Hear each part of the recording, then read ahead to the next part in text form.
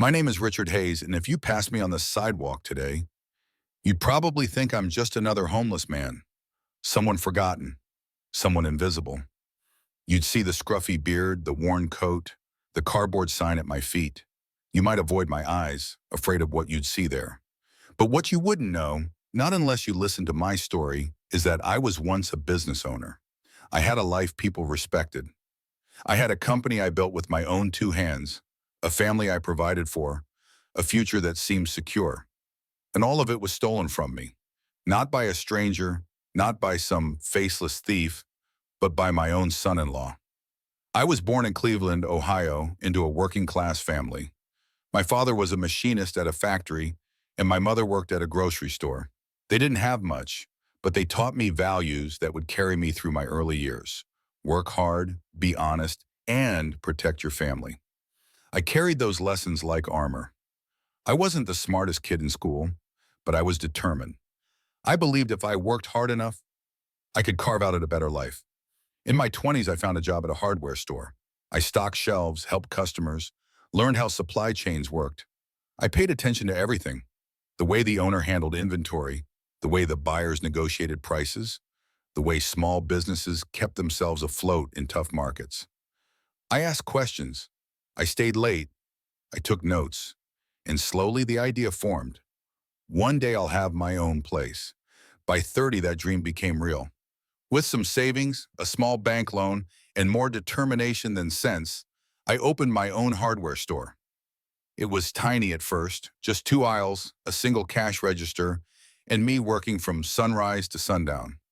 But I knew my customers by name. I remembered what nails they needed for their porch repair, what paint they liked for their living rooms. Word spread, people respected that I cared. Over the years, my business grew. I opened a second location, then a third. I hired employees, some of whom became like family. My hands, once blistered from hauling lumber, grew calloused from shaking hands with contractors, suppliers, and clients. I wore those calluses like a badge of honor. This wasn't luck. This was sweat and sacrifice. Alongside my business, I had my real family, my wife, Margaret, and our daughter, Emily. Margaret was my anchor. She kept me grounded when I pushed myself too hard, reminded me that family dinners mattered just as much as profit margins. Emily was the light of my life. She grew up running through the aisles of my first store, playing hide and seek between stacks of plywood. I dreamed that one day she might take over the business, carry on what I had built. Life wasn't perfect. No life is. But it was good. When I walked through my stores, employees greeted me with smiles. Customers thanked me for being fair, for caring. At church, people nodded with respect, saying, "Richard, you've really made something of yourself." And at home, Margaret's laughter and Emily's dreams of the future filled the house with warmth. But success has a way of blinding you. When things are going well, you don't always see the shadows creeping in.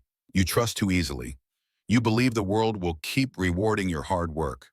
You let people close because you think they share your values, your vision, your heart. That's how I let him in, my son-in-law. At the time, he seemed like a gift. Emily had met him in college, and when she brought him home, I saw a young man with ambition in his eyes and charm in his smile. He asked me questions about the business, listened intently to my advice, told me he admired how I had built something from nothing. I liked him. I wanted to believe he'd take care of my daughter, and maybe someday help carry on the Hayes name in business too.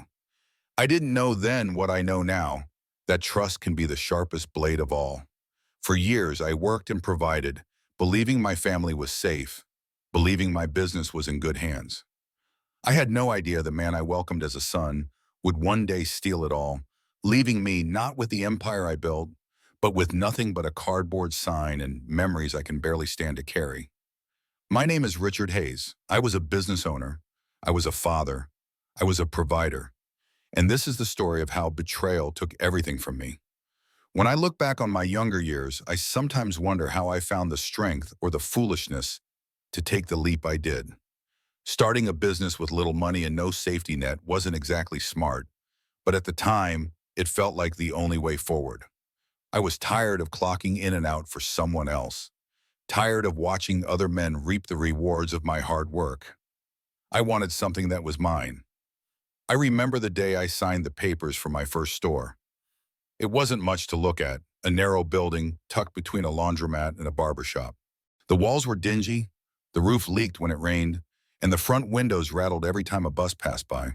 But to me, it was a castle. I stood in the middle of that dusty room with a set of keys in my hand, heart pounding, and I whispered to myself, this is where it begins. The early days were brutal. I was the cashier, the stock boy, the janitor, and the bookkeeper all rolled into one. I opened the doors at sunrise and locked them well after dark. There were nights I slept in the back office, curled up on a pile of old inventory just to save on gains. My hands blistered from hauling boxes, and my back ached from bending over shelves. But every morning, when I flipped the sign to open, I felt a surge of pride. Customers trickled in slowly at first. Neighbors fixing up their porches, contractors looking for nails and screws, families needing paint for their kitchens. I treated each one like they were the most important person who ever walked through that door. I listened to their needs, gave honest advice, even if it meant pointing them toward a cheaper option. People remembered that. They told their friends. Word spread. Within a year, business was steady enough for me to hire one part-time worker, a kid named Paul. He was nervous at first, but I taught him the ropes, how to greet customers, how to keep the shelves neat, how to make people feel valued. Watching him grow into the role reminded me why I started all this, not just to make money, but to build something that mattered. Margaret supported me through it all. She worked evenings at the diner down the street to help pay the bills. On her nights off, she'd come to the store bringing dinner wrapped in foil and sit with me as I closed out the register. She never complained about the long hours or the financial strain. She believed in me, maybe more than I believed in myself. Her faith was fuel when exhaustion threatened to drag me under. By the 5th year, I had saved enough to open a second location. This one was bigger, brighter, in a better part of town. I hired more employees, trained them myself, and drilled into them the same principles my parents taught me: honesty, hard work, respect. I wanted my stores to be more than businesses. I wanted them to be places where people felt they could trust the man behind the counter. And for a while, that's exactly what happened. Contractors came to me because they knew I wouldn't cheat them. Families came because they knew I'd remember their names and their projects. Employees stayed because they felt valued. I built a reputation brick by brick, handshake by handshake. Success didn't come without sacrifice. I missed birthdays, anniversaries, nights at home with Emily. There were times Margaret begged me to slow down, to remember that life wasn't only about profit margins and expansion plans. But I couldn't stop. I told myself it was all for them, for Margaret, for Emily, for the future we were building. By the time Emily graduated high school, the Hayes hardware stores had become a small chain, known in 3 different counties. We weren't some giant corporation, but we had carved out a place and people respected us for it. I was proud, not just of the money, though that was nice, but of the legacy I was building. I wanted Emily to see what could be done with grit and determination. When she brought her boyfriend home from college, the man who would later become my son-in-law, I remember him shaking my hand firmly, looking me in the eye and saying, "Sir, I admire what you've built. I'd be honored to learn from you." His words struck deep. It felt like recognition, like validation for years of sacrifice. At the time, I thought I was passing down not just a business, but a legacy of hard work and integrity. I believed the foundation I built was strong enough to last. I had no idea that the very person I welcomed in with open arms would someday chip away at that foundation until it crumbled beneath me. But in those years, before betrayal cast its shadow, I was living the dream I had once whispered to myself in that dusty old store. I had built something from nothing, and I believed foolishly that it would last forever. If building my business was the foundation of my life, my family was the heart of it. No amount of success in the stores ever meant as much to me as coming home to Margaret and Emily. The sound of Emily's laughter bouncing through the house, the warmth of Margaret's cooking filling the kitchen, those were the rewards I cherished most after long days of work. Emily grew up alongside the business. When she was little, she'd play in the aisles of my first store, hiding behind stacks of paint cans or pretending she was helping customers by pointing them toward the hammer section. I'd scoop her up at the end of a shift, her tiny hands covered in dust, and she'd say, "Daddy, I want to work here too someday." Those words lit me up inside. It wasn't just about passing down a business. It was about passing down a piece of myself. Margaret was the glue that kept everything together. While I poured my energy into Hayes Hardware, she poured hers into our home. She balanced the checkbook, made sure Emily never felt neglected, and reminded me often that I was more than just a business owner. I was a husband and father first. When my ambition threatened to overshadow everything else, she'd place her hand on mine and say, "Richard, don't forget why you're doing all this." Her voice was my compass. By the time Emily was a teenager, our family had settled into a rhythm. I worked long hours, but I always tried to make it home for Sunday dinners. Around that table, we shared more than meals. We shared ourselves. Margaret would ask about my week, Emily would chatter about school, and I'd sit back and feel like the richest man alive. It was during Emily's college years that he came into our lives. Daniel, the man who would become my son-in-law. She met him at a business class, or so she told me, and the first time she brought him home, I remember thinking he seemed polished, confident, maybe even a little too smooth. He shook my hand firmly, looked me square in the eye, then said all the right things. "Mr. Hayes, I've heard so much about you. Emily tells me you built your business from nothing. That's inspiring." I admit his words got to me. After years of sweat and sacrifice, having a young man admire what I built felt like a kind of reward. He asked questions about the stores, about how I managed growth, about how I kept loyal customers. I was cautious at first, but his eagerness disarmed me. He seemed genuinely interested, not just in Emily, but in learning from me. Margaret liked him too. She said he was polite, attentive, clearly in love with our daughter. Emily glowed when she was with him, her eyes brighter, her laughter freer. As a father, what more could I want? Seeing my daughter happy was all that mattered. Daniel became a regular presence in our lives.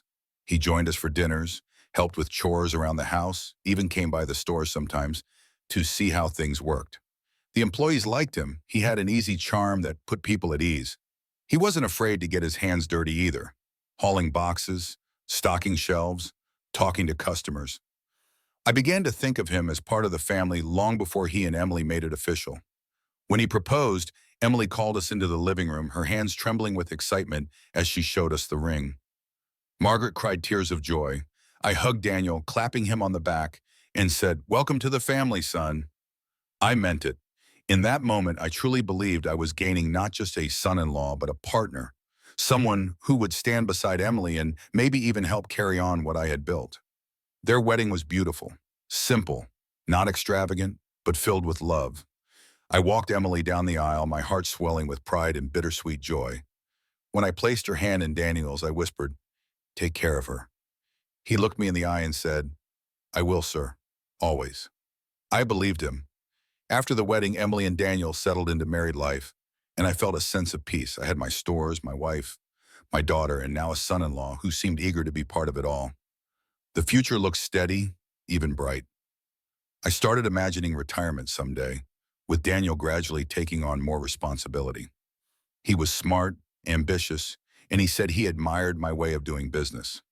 It never crossed my mind that admiration could hide envy, that eagerness could mask calculation, that the man I welcomed into my home, the man I trusted with my daughter's happiness, would one day strip me of everything I had built. But for a while, all I saw was family. I saw love between Emily and Daniel, laughter at our Sunday dinners, promises of a future where Hayes Hardware would remain in the family for generations. Family ties, they were the strongest bond I thought existed. Stronger than contracts, stronger than business deals, stronger than anything the world could throw at us. I didn't realize how fragile they really were. Trust is a powerful thing. It can build bridges, heal wounds, and hold families together. But it can also blind you. When you give trust too freely, you hand someone the very weapon they might use to destroy you. I didn't understand that lesson until it was far too late. After Emily and Daniel married, I wanted to give them more than my blessing. I wanted to give them opportunity.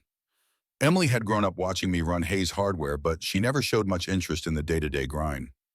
Daniel, however, seemed eager. He asked about profit margins, inventory systems, customer loyalty. He'd sit with me in the back office for hours, nodding thoughtfully as I explained how to balance the books or negotiate with suppliers. At first, I was cautious. The business wasn't just numbers and shelves of tools. It was my life's work. But Daniel's eagerness disarmed me. He wasn't just polite, he was persistent. Dad, he started calling me after the wedding, teach me everything. I want to do right by Emily. I want to make sure she has the life she deserves. Those words got under my skin. They felt sincere. Margaret encouraged me too. She said, Richard, you've been carrying this on your shoulders for decades. Maybe it's time to let someone else share the load. She was right. My back ached more with each passing year. My energy wasn't what it once was, and I had started thinking about retirement. Handing Daniel some responsibility seemed like the natural next step. So little by little, I let him in. At first, it was small things, letting him shadow me during supplier meetings, giving him the task of overseeing payroll for a week, asking him to handle hiring interviews when I was tied up. He did well enough. He was confident, quick with words, and people seemed to like him. Employees said he was approachable. Customers thought he was charming. Watching him step into the role, I felt a mixture of pride and relief. Soon, I gave him keys to the stores. You'll need them if you're going to help run things, I told him. His smile was wide, his handshake firm. Thank you, Dad. I won't let you down. Those words should have been reassuring. Instead, they echo in my head now like a cruel joke. I started trusting him with more. Bank accounts, supplier contracts, vendor negotiations. He seemed to thrive in it, always pushing for more efficiency, more growth. He told me about new ideas, ways to modernize, expand, make us competitive in the new market. I didn't always understand the technical talk, but I wanted to believe he was steering us forward. Emily beamed with pride when she saw him in action. Dad, Daniel's amazing. You've built something incredible, and he's going to take it even further. Her confidence made me lower my guard even more. If my daughter believed in him, how could I not? I began stepping back, letting him take more control. I thought it was temporary, a way to ease into retirement while still keeping a watchful eye. I'd stop by the stores less often, spend more time at home with Margaret, take short fishing trips I'd always postponed. Each time, Daniel assured me, don't worry, Dad, I've got everything under control. And for a while, it seemed true. Sales looked steady, suppliers kept delivering, employees still showed up for work. On the surface, everything was fine. I told myself I had made the right choice, that my legacy was safe in his hands. But beneath the surface, cracks were forming. There were small things at first, a check that took longer to clear, a supplier calling me directly to ask about a late payment, employees mentioning changes in scheduling that I hadn't approved. When I asked Daniel, he always had an answer. It's a new strategy, just a mix-up at the bank. Don't worry, I've got it covered. His confidence smoothed over my doubts. I should have pressed harder. I should have looked closer, but I didn't. I had given my trust, and once it was in his hands, I couldn't imagine taking it back. Margaret noticed my unease. Richard, you've been restless lately, she said one night as we sat on the porch. Do you regret letting Daniel in? I shook my head, though in my heart a seed of doubt had begun to grow. No, he's young, ambitious. He'll make mistakes, but he'll learn. I told myself I was just being an overprotective old man, unwilling to let go of control. Trust is supposed to be the glue that binds families. For me, it became the blindfold that kept me from seeing the danger ahead. By the time I realized the truth that Daniel wasn't building the business but bleeding it dry, it was already too late. I had handed him the keys, the accounts, the authority, and soon I would learn what it means to give trust to the wrong man. Looking back now, I can see the red flags waving like storm signals on the horizon. At the time, though, I convinced myself they were nothing. Small mistakes, harmless oversights. That's the problem with trust. You explain away what should alarm you because the alternative is too painful to believe. The first sign came in the form of a late payment notice from one of our biggest suppliers. I remember holding the envelope in my hands, my stomach tightening. In all the years I ran Hayes Hardware, I had never once been late paying a supplier. My father always told me, your reputation is worth more than your profit. Pay your people on time. That advice was sacred to me. I confronted Daniel about it the next morning. He waved it off, leaning back in his chair like it was nothing. It's just a clerical error, Dad. The bank held up the transfer. Already fixed. His tone was smooth, reassuring, almost condescending. I wanted to press further, but Emily walked in with coffee, her eyes shining with pride as she said, Daniel's been working so hard. I swallowed my doubts, not wanting to tarnish her confidence. The next sign was the inventory. Shelves that should have been full sat half empty. Customers asked why certain products were suddenly unavailable. When I checked the logs, numbers didn't add up. I asked Daniel again. It's part of a new strategy, he explained. Just-in-time inventory. Saves money, increases efficiency. He spoke with such authority, quoting articles and business books, that I almost felt foolish questioning him. Still, the pit in my stomach grew. Then came the employees. Some of the old-timers I had worked beside for decades pulled me aside. They whispered about payroll checks bouncing, about Daniel cutting hours without warning, about promises he never kept. With all due respect, Mr. Hayes, well, one of them said, things ain't the same since he took over. I wanted to believe they were just resisting change. Daniel was young, ambitious, full of new ideas. Maybe they just didn't like the shift in leadership. That's what I told myself. Margaret saw the worry lines deepening on my face. Richard, she said one evening, you don't look like yourself. You've been pacing at night. What's wrong? I told her about the late payments, the empty shelves, the complaints. She listened, her brow furrowed. Then you need to step back in. Don't let Daniel run everything unchecked. But Emily's faith in her husband was unshakable. Whenever I hinted at concerns, she defended him fiercely. Dad, you're just not used to his style. He's bringing the business into the future. Don't you want that? Don't you want Hayes Hardware to grow beyond what you built? Her words cut me. I did want that. I wanted the company to thrive, to outlive me. And if Daniel was the key, wasn't it my job to support him? So I stayed quiet. More cracks appeared. Creditors started calling me directly, their voices sharp, asking why certain bills hadn't been paid. Daniel assured me he was handling it. Expansion takes risks, he said. You can't build without leverage. He made it sound reasonable, even smart. But I had built my business carefully, brick by brick, never spending more than I could cover. Debt was dangerous. I had seen it sink too many small shops. I tried digging into the books myself, but Daniel had changed the systems. It's more efficient this way, he told me. Passwords I once knew no longer worked. Reports I used to review were streamlined into summaries he handed me. He controlled the information, and I let him, because I trusted him. The breaking point, or what should have been, came one afternoon when a longtime customer stormed into my office. He slammed an invoice onto the desk, his face red. Richard, I've been loyal to you for 20 years. Why are you suddenly overcharging me? Hidden fees, extra costs, that's not the man I know. My heart sank. I promised him I'd look into it. And when I asked Daniel, his answer was quick. Too quick. It's a new pricing model. Everyone's doing it. More profit margin means more growth. I stared at him, disbelief gnawing at me. At the expense of loyalty? At the expense of our reputation? He leaned forward, eyes hard. Dad, this is business. You're too sentimental. If you want Hayes Hardware to survive in the modern world, you have to adapt.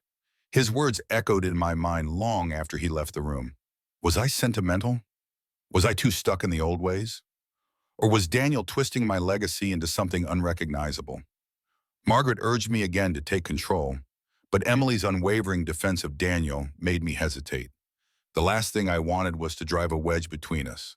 So I compromised. I stepped back further, convincing myself Daniel knew what he was doing. But in truth, I knew. Deep down, I felt the ground shifting, the foundation I had built, the reputation I had protected, the legacy I had hoped to pass down. It was all starting to crumble, and I had given him the hammer. The day I finally saw the truth was not a thunderclap. It was a slow unraveling, threads pulled one by one until the whole fabric of my life lay in tatters. It started with a phone call from the bank. I was at home, sitting on the porch with Margaret, when the phone rang. The woman on the other end spoke in clipped professional tones. "Mr. Hayes, your business account is overdrawn. We'll need immediate funds to cover outstanding checks." My heart stopped. Overdrawn? Impossible. I had built Hayes Hardware on careful planning, on paying bills before they were due, on never owing more than I could cover. "That can't be right," I said. "There must be a mistake." But there was no mistake. She listed transactions I didn't recognize. Large withdrawals, transfers to accounts I'd never seen. My hands shook as I scribbled the numbers down. When I hung up, Margaret looked at me with fear in her eyes. "Richard, what's going on?" "I don't know," I whispered, though deep down I already suspected. The next morning I stormed into the office. Daniel was there, leaning back in my chair like he owned the place, scrolling through his phone. "We need to talk," I snapped, slamming the bank statement on the desk. He glanced at it, then back at me, completely unfazed. "Relax, Dad. It's just part of the growth plan." "Growth plan?" My voice rose. "Tens of thousands of dollars, gone. Accounts I don't recognize. This isn't growth, it's theft." He leaned forward, his expression cold. "It's called reinvestment. You wouldn't understand. You're stuck in the past. I'm moving the business into the future." My chest tightened. "By draining our accounts? By lying to Malum?" His smile twisted into something cruel. "Lying. You gave me control, remember? Keys, passwords, everything. You said you trusted me." The words hit like a hammer. Yes, I had trusted him. I had handed him my life's work, believing he would protect it. Instead, he had used my trust as a weapon. "Where's the money, Daniel?" I demanded. He shrugged. "Investments. Some personal expenses. You wouldn't believe how much opportunity is out there if you're willing to take risks."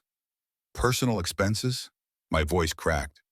"This is my company, my blood, my sweat. You had no right." He stood, towering over me now.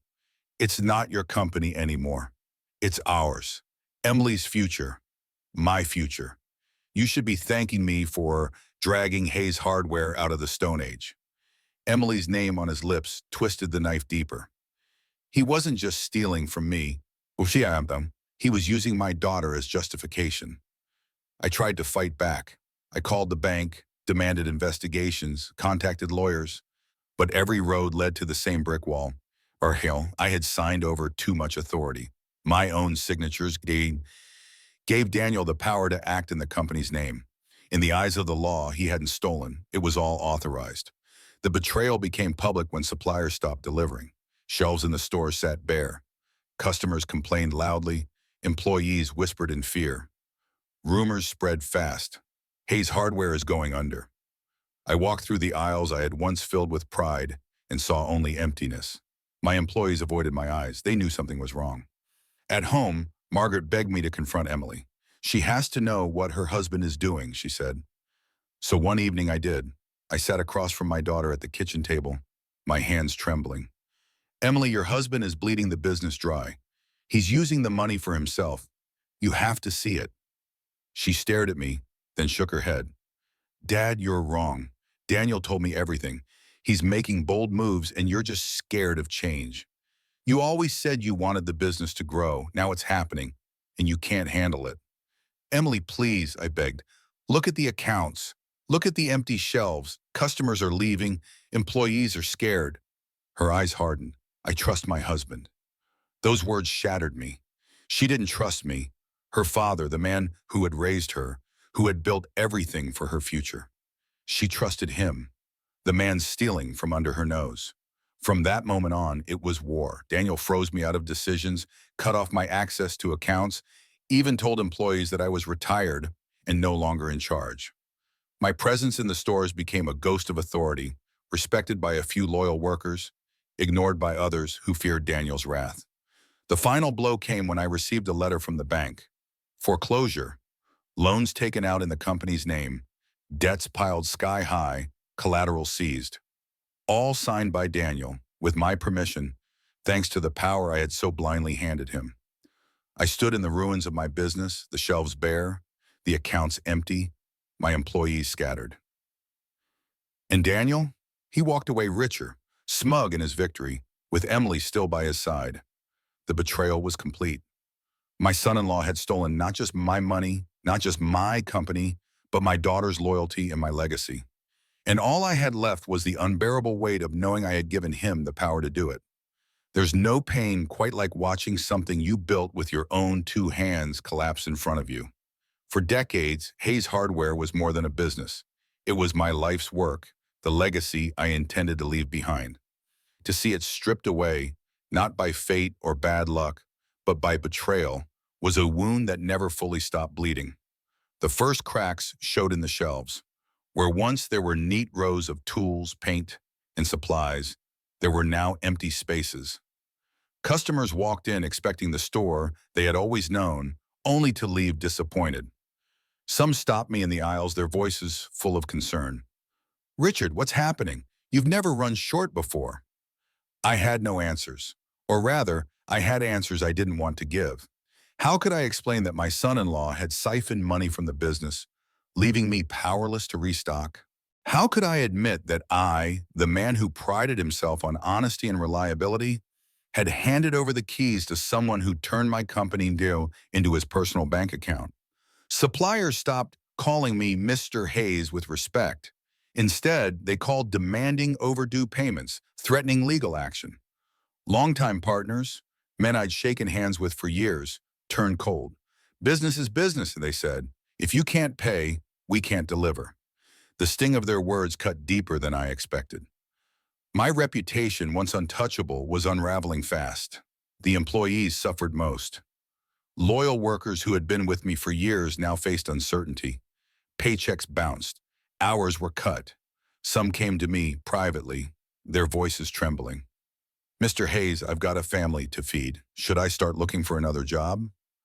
I wanted to promise them stability, but I couldn't lie. "Do what you need to do," I whispered, hating myself for the weakness in my voice. It wasn't just the stores, it was the community. Hayes Hardware had been part of the neighborhood fabric. We sponsored Little League teams, donated to school fundraisers, even fixed up a local park for free. Now, when people spoke the name Hayes, it wasn't with gratitude, but with disappointment. I heard whispers at church, saw looks of pity in the grocery store. I had gone from a man people admired to a man people pitied. At home, the tension was unbearable. Margaret watched me pace the floors, my shoulders hunched, my eyes sunken from sleepless nights. "Richard," she said softly one evening, "we can fight this. We can rebuild. But how do you rebuild when the foundation has been stolen?" Daniel held the accounts, the contracts, the legal documents. My own daughter Emily stood by his side, convinced I was the problem. "Dad," she said during one heated argument, "you're sabotaging him because you can't handle change. Daniel's doing what you never could, making this business bigger." "Bigger?" I shouted, slamming my fist on the table. "He's bleeding it dry. He's destroying everything I built." Her face hardened. "No, Dad, you're just jealous. Admit it. You don't want to let go." Those words broke something inside me. My own daughter couldn't see the truth. Or maybe she refused to. Either way, I had lost not only my business, but her trust. The legal side came crashing down next. Letters from creditors stacked up. Court summonses arrived, demanding payments I couldn't make. Debt I never authorized. But Daniel had, in my name. Lawyers explained coldly that my signatures gave him power of attorney. Everything he had done was, technically, legal. I fought anyway. I hired an attorney, drained what little savings I had left, and tried to claw back control. But Daniel was always one step ahead. He produced contracts I didn't remember signing, documents buried in piles of paperwork he had slipped under my nose. Judges sided with him. "Your son-in-law acted within his authority," they said. Authority I had given him. One by one, the stores closed. First the smallest location, then the second. Employees scattered, suppliers cut ties, customers moved on to competitors. Finally, the flagship store, the very first one I had opened, One with nothing but a bank loan and determination, locked its doors for good. I stood outside that building on the last day, the for lease sign taped to the glass, and I felt like I was burying a loved one. Margaret stood beside me, tears streaking her face. "You gave this town everything," she whispered. "They'll forget Daniel. They'll remember you." But I didn't believe her. All I saw was failure. In the weeks that followed, bills kept arriving, but income did not. Our savings drained to nothing. The house, mortgaged against business loans Daniel had taken, slipped away too. I received the foreclosure notice like a final nail in the coffin. Within months, I went from business owner to bankrupt man with no roof over his head. Daniel thrived while I withered. I heard rumors he had invested in another venture, flaunting money that once belonged to me. Emily stayed by his side, blind to the truth or unwilling to face it. I became a ghost in their lives, a name they avoided, a story they didn't want to tell. Losing the business wasn't just about losing money, it was about losing identity. For decades, when people asked who I was, I answered proudly, Richard Hayes, owner of Hayes Hardware. Now when people asked, I had no answer, just silence. And in that silence, I realized something chilling. Betrayal doesn't just steal your possessions, it steals your place in the world. I had lost the stores, the house, the respect of the community. But what cut deepest was the truth I couldn't escape. I had lost myself. The collapse of the business was a crushing blow. But what truly shattered me was realizing that my own family no longer stood beside me. Betrayal from a business partner is one thing. Betrayal from blood, from the people you raised, the people you loved, is another wound entirely. For years, I believed Emily was my pride and joy, the one who would carry on everything Margaret and I had worked for. I held her tiny hand when she learned to walk, taught her to ride a bike on the cracked pavement outside our house, cheered at her school plays with tears in my eyes. I thought that bond was unbreakable. But bonds aren't made of steel. They're fragile, and when tested, they can snap. As the business crumbled, I begged Emily to see the truth. I showed her the empty shelves, the unpaid bills, the creditors' letters stacking high on my desk. "Honey, look at this," I pleaded one evening. "Daniel is draining us dry. This isn't growth, it's theft." She shook her head, her face tight with anger. "Dad, you don't understand. Daniel's making bold moves. He's modernizing, taking risks you never would. That's why the business will succeed long term." "Long term," I snapped, slamming a fist on the table. "There is no long term if you can't pay your suppliers. There is no future when customers walk away because they don't trust us anymore." Her eyes filled with tears, but they weren't tears for me. They were for him. "Why can't you support us? Why do you have to tear him down every chance you get?" "Support you?" My voice cracked. "I've spent my whole life supporting you. Everything I built, everything I sacrificed was for this family, for you. And now you stand there and defend the man who's destroying it?" Margaret tried to intervene, her voice trembling. "Emily, your father's not against you. He's just scared of what's happening." But Emily wouldn't listen. She crossed her arms, her chin lifted. "No, Mom, Dad is jealous. He can't stand that Daniel is succeeding where he failed." Her words sliced through me. Jealous? Failed? I had built Hayes Hardware from nothing. I had spent decades proving myself, earning respect in this town. And now my own daughter believed I was nothing more than a bitter old man resentful of his son-in-law's success. After that night, things grew worse. Emily stopped coming by the house. When I called, she didn't answer. When Margaret reached out, she made excuses. Too busy, not feeling well, maybe another time. I knew what was really happening. Daniel was whispering in her ear, poisoning her against me. Holidays that were once filled with laughter and family dinners turned silent. Thanksgiving came and went without Emily at the table. Christmas morning arrived with no call, no visit, just an empty chair where my daughter used to sit. Margaret tried to hide her tears as she set 2 plates instead of 3. Neighbors noticed too. "Haven't seen Emily around lately," one said as I walked to the mailbox. I forced a smile and muttered something about her being busy. Inside, my heart ached with shame. It wasn't just the business I had lost. It was my family, the very people I thought would always be there. Margaret did her best to hold us together. She told me not to give up, that Emily would come around eventually. She's blinded right now, she whispered late at night as we lay awake. But she's still your daughter. She'll see the truth someday. I wanted to believe her, but each time Emily chose Daniel over me, each time she defended him while I was drowning, that belief slipped further away. One evening, desperate, I showed up at their house unannounced. I stood on the porch, clutching a stack of documents, bank records, supplier notices, evidence of Daniel's betrayal. Emily opened the door, surprise flashing in her eyes. "Dad, what are you doing here?" "I need to show you this," I said, my voice trembling. "Please, Emily, just look." Before she could answer, Daniel appeared behind her, his arms sliding around her shoulders like a protective shield. His smile was smug, his eyes cold. "Richard, you're not welcome here," he said flatly. I tried to push the papers into Emily's hands, but she stepped back. "Dad, you need to leave." "Emily, please." Her voice broke. "I said leave."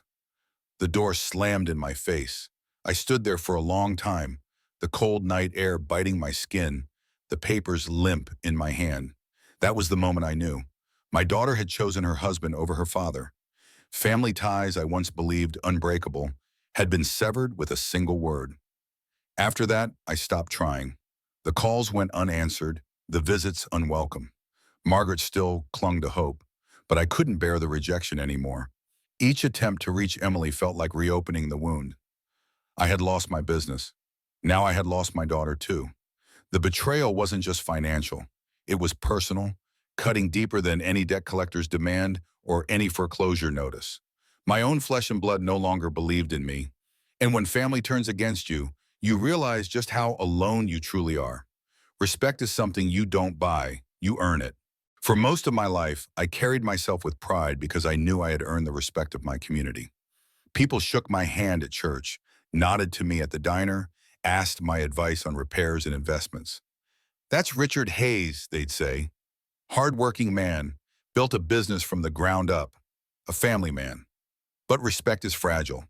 It doesn't take years to lose. It takes days, sometimes hours. After the stores began collapsing, I could feel the shift. The same people who once looked me in the eye now avoided me. They whispered when I passed, their voices low but sharp enough for me to hear snatches. "Did you hear Hayes Hardware is going under?" I heard he mismanaged it all. Shame, he had everything and threw it away. At first, I tried to fight it. I told myself people would understand once they knew the truth, that it wasn't me, but Daniel. But how could they know? On paper, my signatures approved everything.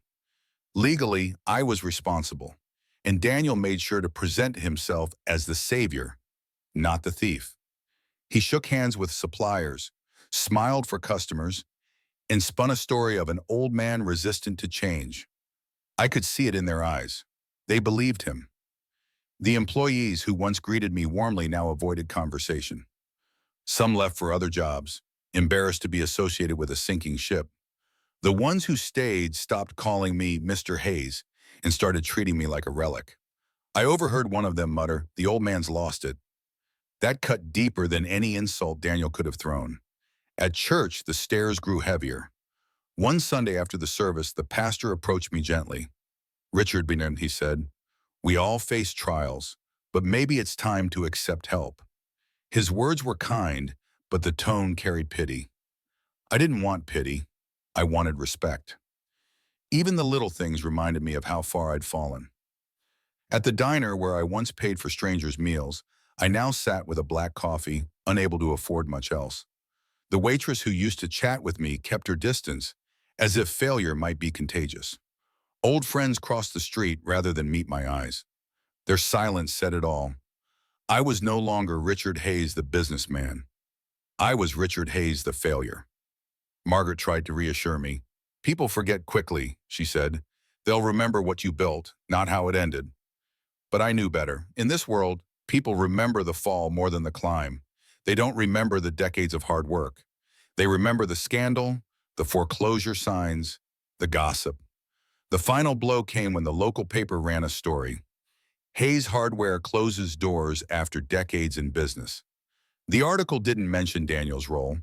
It painted me as the owner who couldn't keep up with modern times, who let the business slip through his fingers. My picture, taken years earlier at a community event, stared back at me from the page. Underneath, the caption read, "Richard Hayes, former business owner, retires after financial struggles." Retires. That word mocked me. I hadn't retired. I had been robbed. But the world didn't see it that way.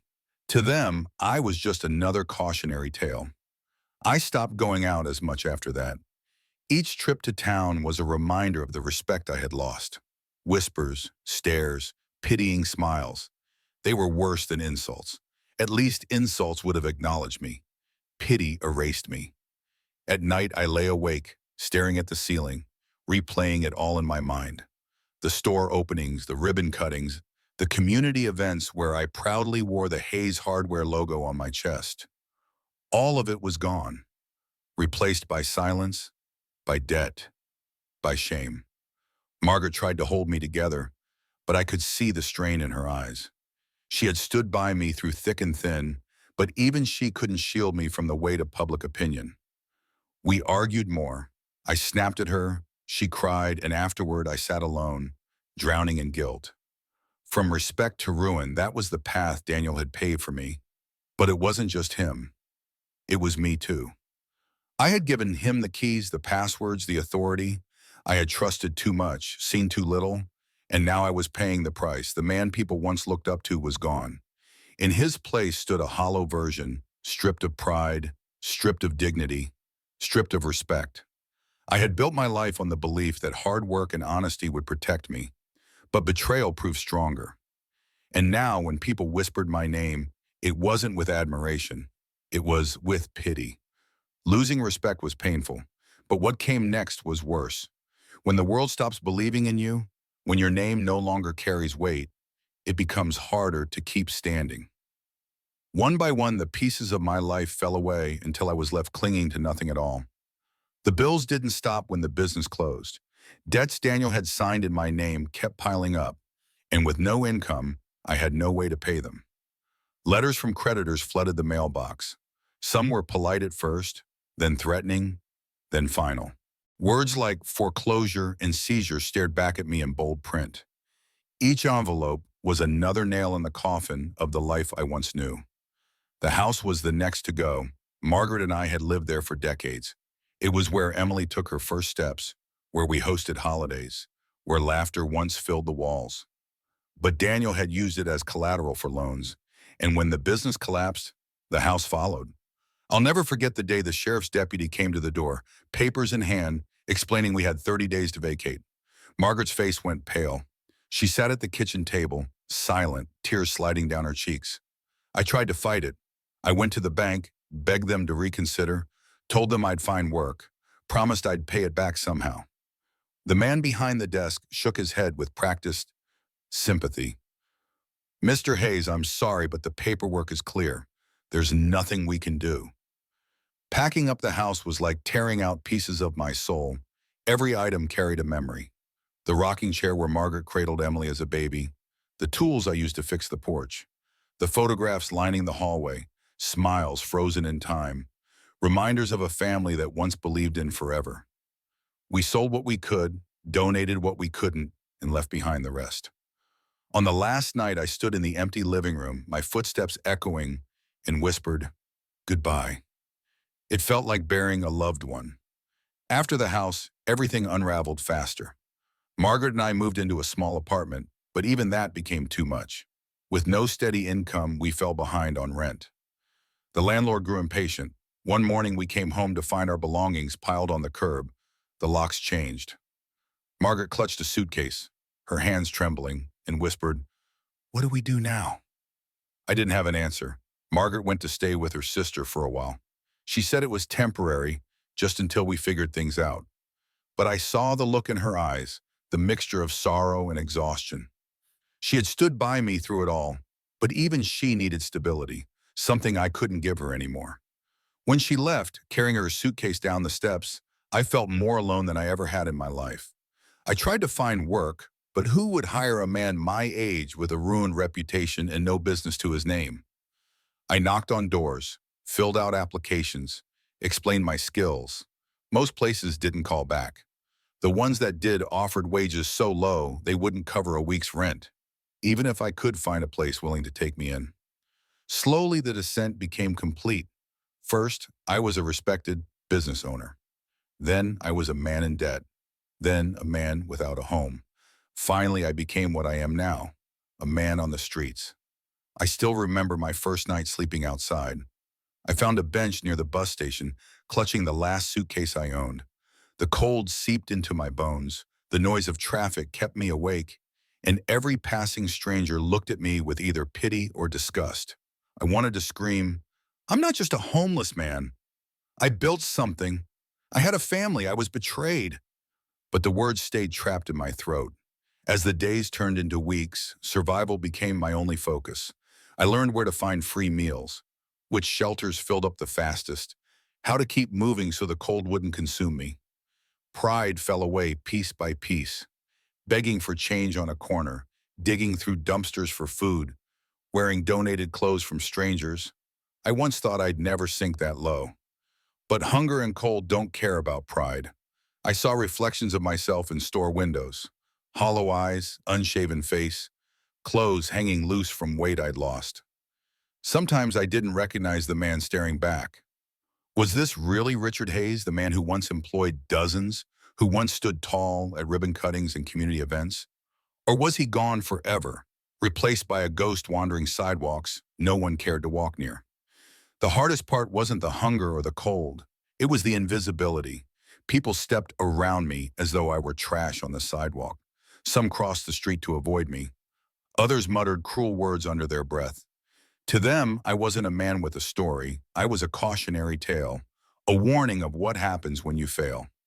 From respect to ruin, the descent had been swift and merciless. And as I sat on that bench, clutching my suitcase, shivering under the indifferent glow of a streetlight, I realized something chilling. The world doesn't remember how you climb. It only remembers how you fall. Life on the street strips you down to your core. You lose the luxuries first. Warm showers, hot meals, clean clothes. Then you lose the basics: safety, privacy, dignity. Finally, you begin to lose yourself. My first weeks outside blurred together. Days were measured not by the clock, but by hunger. Nights were measured not by hours, but by how many times I woke from the cold or from the sound of someone rifling through trash cans nearby. I quickly learned that sleep was a luxury, not a guarantee. You closed your eyes when exhaustion forced you, and you prayed you'd still have your belongings when you opened them again. Shelters became both a refuge and a battlefield. If you arrived early enough, you might get a cot, a thin mattress crammed into a room full of strangers, each with their own demons. Some were veterans, haunted by wars. Others were addicts, clawing for their next fix. A few were people like me, once homeowners, once respected, now reduced to numbers in a line. The smell in those shelters was unforgettable, a mix of sweat, despair, and disinfectant. But worse than the smell was the silence of shame. No one wanted to talk about how they ended up there. We all carried stories, but most were too heavy to share. On the days I couldn't get a bed, I found myself under bridges, in alleys curled on park benches. Cardboard became my mattress. A jacket too thin for the season became my blanket. I learned to layer newspapers under my clothes to block the wind. When it rained, I huddled beneath overhangs, watching water pour into the streets, washing away everything except the ache inside me. Hunger was constant.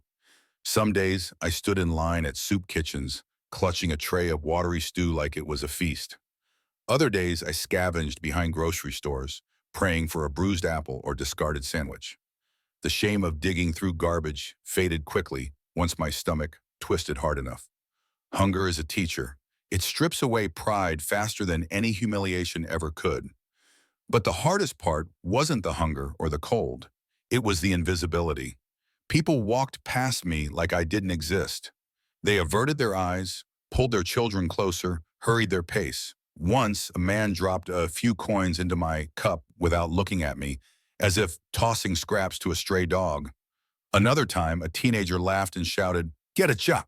I wanted to shout back, I had one, I built one, but my throat locked, my dignity already too frayed. Occasionally, there were glimpses of kindness. A woman once handed me a bag of sandwiches, her eyes soft with pity. A little boy tugged on his mother's coat and whispered, "Why is that man sitting there?" She pulled him along quickly, but for that moment, the boy saw me, truly saw me. I held on to that small recognition for weeks. Nights were the loneliest. The city quieted, but inside my mind, the noise was deafening. Memories haunted me. Margaret's smile, Emily's laughter, the shelves of Hayes hardware stocked full, the pride of opening my first store. I relived the betrayal, too. Daniel's cold smile, Emily's hardened words, the door slamming in my face. Alone in the dark, those memories replayed like a cruel film. I began to wonder if this was punishment, not just for trusting the wrong man, but for every mistake I had ever made. Was I too ambitious? Too blind? Too proud? The questions gnawed at me, but no answers came. Only the endless loop of regret. Some nights, I walked the city just to feel alive. I passed restaurants where families laughed over dinners, houses glowing with warmth, people carrying groceries into kitchens I would never see again. The world moved forward while I remained frozen, a shadow on the sidewalk. I met others like me along the way, men with stories as tragic, sometimes worse than mine. A former teacher who lost everything after a divorce, a veteran whose PTSD kept him from holding a job, an addict who had burned every bridge behind him. We shared food when we had it, warmth when the nights grew unbearable, silence when words were too heavy. There was no judgment between us, only the unspoken understanding that life had chewed us up and spat us out. In time, I stopped introducing myself as Richard Hayes. Out here, names didn't matter. Titles didn't matter. Once I was a business owner. Once I was a father and husband. Now I was just another man in the shadows. Yet even as I sank deeper into that life, a stubborn ember inside me refused to die. Every morning I woke, shivering but alive. I whispered to myself, I'm still here. The world might ignore me. My family might have abandoned me, but I was still breathing, still walking, still remembering. Life on the streets had taken almost everything, but not my story. That was the one thing I still owned. And as long as I could tell it, I wasn't completely erased. When everything you've built is stripped away, your business, your home, your family, you start to wonder what's left. For a long time, I believed the answer was nothing. I told myself I was just another shadow on the streets, a man forgotten by the world. But in the stillness of long nights, in the ache of endless days, I began to realize that wasn't true. Something always remains. What remains of me is memory. I remember the boy who stocked shelves in another man's hardware store, dreaming of building something of his own. I remember the young husband who promised his wife a life of stability. I remember the proud father who taught his daughter to ride a bike, who hoped she'd one day carry forward his legacy. Those memories hurt, yes, but they also remind me that I once lived, once mattered, once built something real. What remains is the lesson of trust. I gave mine freely, too freely, to a man who smiled in my face while stealing behind my back. My son-in-law wore the mask of ambition, but behind it was greed. I let him into my business, my home, my family, and he gutted it all. If nothing else, my story is a warning. Trust is precious. Give it wisely, because once it's broken, it can take everything with it. What remains is resilience. Every morning I wake on a bench, every night I survive the cold. I prove to myself that I'm still here. The world may pass me by, pretending I don't exist, but each breath I take is an act of defiance. I may not have the life I once knew, but I refuse to let betrayal erase me completely. I think often of Margaret. She carried me longer than I deserved, stood by me even as the walls fell. When she left to stay with her sister, I told myself it was temporary, but deep down I knew she needed stability I couldn't provide. I don't blame her. If anything, I thank her for staying as long as she did. Her love remains with me still, in the quiet corners of my heart. Emily is harder. My daughter, once my pride, now a stranger. She chose him. She believed his lies over my truth. That wound will never fully heal. But I still remember the little girl who played in the aisles of my store, who called me her hero. Maybe one day she'll remember too. Maybe one day she'll see Daniel for who he truly is. Until then, all I can do is carry her in my memories and hope. The business is gone, the house is gone, the respect of the town is gone. But when I close my eyes, I can still see the shelves stocked neatly, smell the sawdust and fresh paint, hear the voices of customers thanking me. Those echoes remain, even if the buildings are empty now. And perhaps most importantly, what remains of me is my story. Out here on the streets, stories are all we have. Some men lose theirs to addiction, some to madness, some to despair. I hold on to mine because it's proof that I existed, that I wasn't always this way. I was Richard Hayes, a man who built something from nothing, who worked hard, who loved deeply, who trusted too much. I tell my story not for pity, but for truth. People pass me on the sidewalk, their eyes sliding away, and they think they see a failure. But if they stopped, if they listened, they'd know the truth. I am not just a homeless man. I am the sum of everything I built, everything I lost, and everything I still carry inside me. Life has reduced me to almost nothing, but not quite, because as long as I breathe, as long as I remember, as long as I speak my truth, something remains. What remains of me is a man who refuses to be erased. What remains is resilience. What remains is my story. And no betrayal, no loss, no empty street can ever take that away.